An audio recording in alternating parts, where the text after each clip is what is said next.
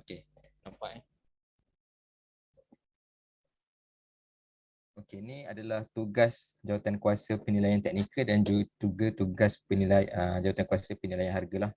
So bila kita tengok kat sini, dia sebut dah teknikal ni mesti salah seorang tu adalah seorang pegawai daripada PNP. PNP ni pengurusan profesional, mesti grade 41 dan ke atas sahaja. Dan dia kena pastikan, teknikal dia kena pastikan orang kata apa, tender-tender yang masuk tu, yang kontraktor dah bid tu, spek dia mesti mengikut syarat yang agensi ataupun jabatan tu dah setkan. Macam mana spek yang tu, macam itulah requirement yang perlu tender-tender yang masuk, kontraktor yang masuk tender ni supply kepada kita. Penilaian mestilah dibuat dalam 30 hari daripada tarikh dokumen, sama juga dengan jawatankuasa penilaian harga mesti dibuat dalam masa 30 hari. So kalau kita tengok apa tugas jawatankuasa penilaian harga ni, dia akan melihat daripada segi syarat pembayaran, kadar pembayaran, berapa nak buat syarat pembayaran, maknanya macam mana cara pembayaran yang dibuat. Tempoh ni maksudnya in case lah dikatakan secara berfasa, mungkin fasa 1 kita lepaskan 2 juta, siap fasa 2 kita lepaskan lagi berapa harga macam tu, diskaun dan sebagainya. Ini semua jawatankuasa penilaian harga yang akan orang kata apa, bermusyarat untuk tentukan yang mana bagi base value kepada jabatan tu untuk kita pilih which kontraktor yang kita patut bagi tender ni ataupun sebut harga. Slide ni mungkin tak ada dalam slide ni memang tak ada lah daripada slide yang tu, sebab ni slide ni aku ambil daripada batch tahun lepas sebenarnya. Nanti aku share dekat dalam tutur Cak Lin tu, nanti akan ada lah daripada mungkin Raudah ataupun Atikah akan share dalam grup Malin. Okay. And then kita go untuk jawatankuasa penilaian. Okay. Jawatankuasa penilaian ni, dia adalah untuk kategori kerja. Maksud kategori kerja ni makna jawatankuasa penilaian ni akan ada bila kita buat perolehan untuk kerja, bukan untuk bekalan dan juga perkhidmatan. Okey, kalau kita tengok kat sini, ni adalah poin yang mesti ada 3 orang pegawai, at least seorang pegawai itu mestilah juru ukur ataupun pegawai teknikal yang ada bidang dalam berkaitan tu. Itu problem. Okey tak? Sama juga dengan tender. Mesti ada sekurangnya 3 orang pegawai dan salah seorang pegawai tu mestilah adalah pegawai juru ukur. Mungkin pegawai daripada JKR, iaitu orang yang orang kata expert SME dalam berkaitan dengan kerja-kerja pembinaan, construction dan developing ni. Mestilah.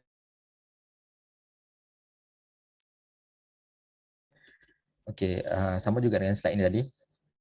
Okay, ini adalah penilaian tender. Maknanya ni adalah jawatankuasa penilaian yang aku sebut tadi, yang mana bila kita buat perolehan untuk kerja, bukan bekalan dan perkhidmatan, mesti ada jawatankuasa penilaian ni.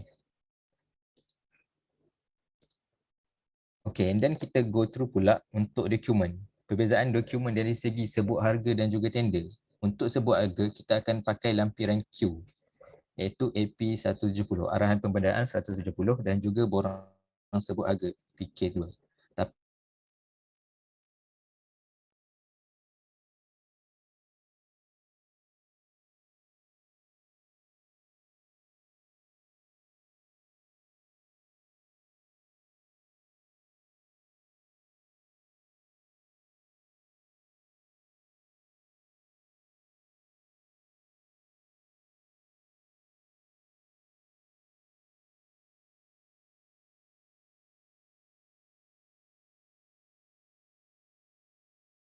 okay. Okay, kat sini aku ada buat nota LPB, LPA dan juga MOF. Maksud kat sini adalah lembaga perolehan B, lembaga perolehan A and then MOF. Okay, untuk open tender lah, untuk tender, sekiranya nilai kontrak itu bernilai 500,000 hingga 20 juta, dia akan ada jawatankuasa lembaga perolehan B. Ini adalah jawatankuasa yang akan meluluskan kontrak tu. Tetapi sekiranya nilai perolehan tu tender tu 20 juta hingga 50 juta. Dia ada akan jawatan kuasa lain pula. LPA, Lembaga Perolehan A. Dia akan ada nama dia, tapi ni sebagai contoh saja, nota saja.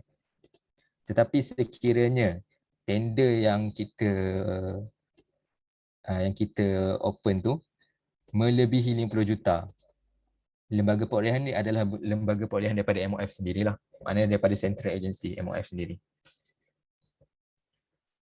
And then dari segi kontrak pula, berbeza dengan sebut harga dan juga tender. Sebut harga kita ada kontrak formal dan juga surat niat. Tetapi untuk open tender kita ada surat SST iaitu surat setuju terima dan juga boleh kontrak formal sekiranya bersesuaian, sekiranya perlu ada. Okey, ni bayaran pendahuluan kalau ada nota ni korang baca je, ni sepatutnya bayaran pendahuluan ni di cover oleh next tutor sebenarnya berkaitan dengan pentadbiran kontrak. Tapi ni korang boleh baca dulu sebab aku dah asingkan. Bekalan, bayaran pendahuluan dia macam mana, perkhidmatan, bayaran pendahuluan dia macam mana, perolehan kerja, bayaran pendahuluan dia macam mana. Aku dah asingkan. Ni untuk sebut harga, ni untuk tender lah. Okey, sini adalah just nota ringkasan berkaitan dengan proses tender dan juga sebut harga. Yang pertama kita akan adalah seperti kita bincang tadi, jawatan kuasa spesifikasi. Maknanya ada penyediaan spek. Kalau korang tengok spek ni, kita akan isilah semua. Kebiasaan spek ni kita tak akan sebut brand barang yang kita nak. Kita akan sebut barang apa yang kita nak sebenarnya. Dan barang apa kita nak, tetapi vendor atau kontraktor yang akan suggest kat kita dalam diorang akan bid barang apa yang diorang akan gunakan kepada kita lah. Cuma spek ni kita kena ada item yang jelas. Contohnya kita nak buat sebuah harga, kita nak dapatkan bekalan komputer, aksesori, orang kata komputer dan seluruh aksesori dia untuk jabatan ni. Kita nak katakanlah 20 komputer. Satu komputer lebih kurang 5,000 termasuk semua. Monitor, keyboard, mouse, printer, kabel semua berkaitan. Contoh satu unit adalah 5,000. Katakanlah 20 unit, kita dah ada 100,000 kan. So penyediaan spek tu kita kena sebut secara jelas. Kalau monitor tu, berapa inci monitor. Macam tu. Kabel yang macam mana kita nak. Semua kena sebut jalan jelas dalam spek. Warna, kalau ada warna, kalau ada berat. Tapi kita tak akan sebut brand. Kebiasaannya kita tak akan sebut. Kita nak Dell ke, HP ke, kita tak akan sebut. Yang tu kontraktor yang akan bid dan kita tengok. Diorang yang akan suggest. Kita tengok mana yang bagus. Okay, and then selepas penyediaan spek, baru kita buat penyediaan kontrak sebuah harga ataupun dokumen tender.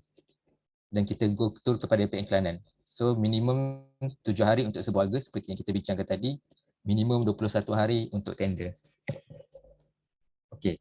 Selepas periklanan, kita ada pembukaan peti, iaitu peti sebut harga dan juga peti tender oleh jawatan kuasa pembuka. Di satu hari je lah proses ni sebenarnya. Tetapi untuk ulasan penilaian tawaran sebut harga dan tender, ni juga dibuat oleh jawatan kuasa pembuka sebenarnya. Dia ada dalam masa 14 hari selepas peti sebut dibuka. Mana dalam tu seperti kita tengoklah tugasan dia tadi, kalau kat sini tugasan jawatan kuasa ni membuka peti, memberi kod, menandatangani, merekodkan. So dalam masa 14 hari diorang kena siapkan semua ni ulasan penilaian tawaran. Maknanya diorang daripada contoh katakanlah tender tu ada 10 kontraktor yang masuk, jawatan kuasa pembuka ni lah yang akan shortlistedkan berapa yang ada. Okey. And then dia akan go through kepada penilaian teknikal dan juga penilaian harga. Kenapa aku letak proses ni berdekatan macam ni? Sebab kedua-dua proses ni mesti berlaku dalam masa 14 hari untuk sebuah harga dan proses ni akan berlaku 30 hari. Maksimum 30 hari bagi tender. So dia akan go through lah. Cuma kena pastikan, tadi ada yang bertanya, jawatan kuasa ni jawatan orang yang berlainan ni? Ya, betul. Jawatan kuasa teknikal mestilah pegawai ataupun orang yang berlainan dengan jawatan kuasa penilaian harga. Dia tak boleh orang yang sama. And then selepas go through jawatan kuasa penilaian ni, seperti kita tengok tugas dia tadi, kita akan penyediaan kertas taklimat. Itu penyediaan kertas taklimat sebuah harga dan juga tender. Penyediaan kertas taklimat ni kita akan buat untuk sebuah harga, kita ada masa 14 hari untuk siapkan kertas taklimat dan juga tender 21 hari. Untuk pengetahuan lah, sebab aku pernah go through satu taklimat sebuah harga sebenarnya. Kita akan panggil contoh yang dah shortlisted tu selepas go through jawatan kuasa teknikal dan harga. Yang shortlisted tu katakanlah 5 kontraktor. Kita akan panggil 5 orang ni, time tu kita akan bagi taklimat kat dia orang. Apa yang kita nak sebenarnya secara jelas berdasarkan spek-spek yang diorang bagi. Kebanyakannya diorang kontraktor ni bila diorang hantar dokumen tender, ada part-part tu kurang jelas. Maksudnya diorang tak bagi blueprint yang kita nak. Yang tu semua kita akan minta masa taklimat tu, dan kita akan minta diorang provide kat dalam sistem e-polehan tu. Semua yang kita minta diorang mesti lengkapkan dalam masa 14 hari untuk sebuah harga, tender 21 hari. So diorang sekarang ni kita dah ada sistem e-polehan kan. So dalam tu memang akan ada orang kata apa, item-item yang diperlukan untuk pengesahan. So kontraktor ni dah akan isi semua tu. Dan taklimat tu kita nak bagi tahu dia lah sebenarnya projek ni projek apa sebenarnya. Apa yang agensi atau jabatan tu expect daripada projek tu, apa yang kita expect daripada servis yang diorang akan deliver lah untuk kita. And then kita ada penilaian dan ulasan oleh jawatan kuasa sebuah harga untuk kelulusan. Sekejap. Jawatan kuasa sebuah harga untuk kelulusan. Okay, ni aku rasa aku ada tertinggal sikit. Untuk kelulusan kita ada jawatan kuasa sebuah harga untuk sebuah harga, and then korang boleh tambah note juga kat sini. Kelulusan untuk tender adalah daripada lembaga perolehannya. Aku tertinggal ni. Boleh tambah / lembaga perolehan. Yang tu untuk tender. And then barulah kita keluarkan selepas mendapat kelulusan, barulah daripada jawatan kuasa, barulah kita keluarkan surat tawaran tu. Kita akan keluarkan surat tawaran kepada pre-tender mana yang layak untuk dapat. Untuk setakat ni korang faham tak proses tender dan sebuah harga ni? Ataupun korang ada soalan nak tanya? Irfan, Yep. nak tanya yang kaedah penerimaan tu memang kena by hand ke ataupun boleh by post? Maksud kaedah penerimaan apa? Yang dekat Dekat atas tadi yang ni? sampul tu. Memang kena terima by hand ke ataupun by post pun boleh? Sebenarnya dia boleh dua-dua, by post atau by hand. Tapi by post tu mesti dialamatkan mesti dialamatkan kepada owner, kepada projek, mana jabatan tu. Okey, terima kasih. Sama. Okay, sebab aku dah memang nak brief je untuk dia kira sebuah harga dengan tender. So open to question. Ada apa yang nak tanya berkaitan dengan sebuah harga dengan tender? Part mana yang kurang-kurang sikit?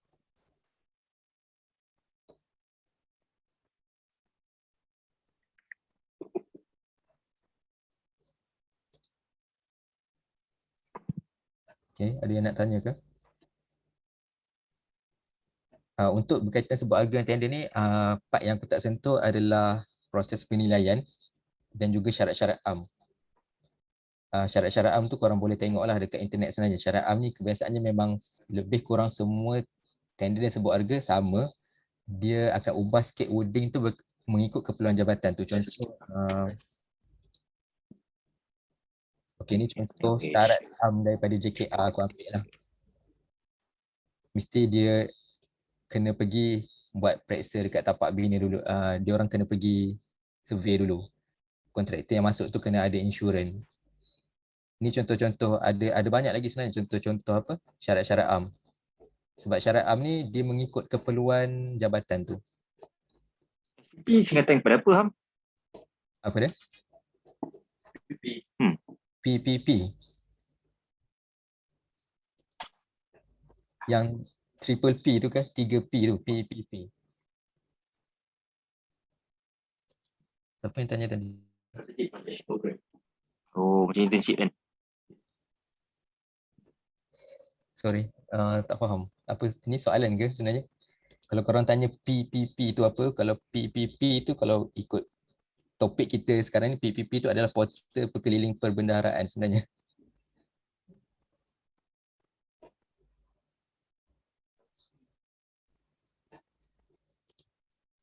Okey, untuk sebuah agreement tender ni ada part mana tak yang korang nak tanya lagi?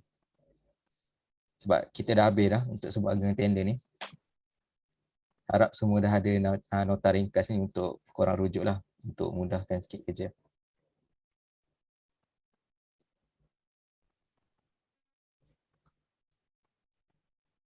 So, kalau tak ada, aku stop sharing dulu. Kalau ikutkan kita habis untuk sebuah agreement tender dan juga pembelian terus untuk malam ni. Untuk pentadbiran kontrak mungkin kita akan sambung esok kot. Rasanya Atikah okey ke sambung esok? Okey, Irfan, memang plan nak sambung esok malam. Alright. Kalau ada apa-apa soalan korang just nanti share lah soalan tu dekat kita ada group Dr. Charlene tu, nanti dia orang akan sharekan lah. So kita boleh jawab. Untuk slide tadi ada satu slide tu yang aku cakap aku ambil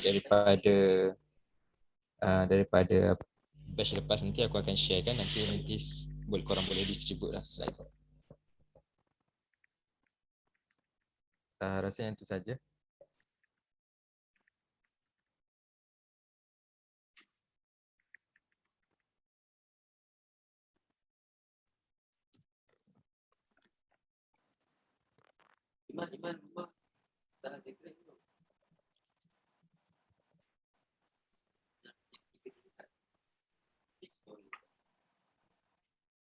Kita tangguhkan topik kita pada hari ini pada esok hari.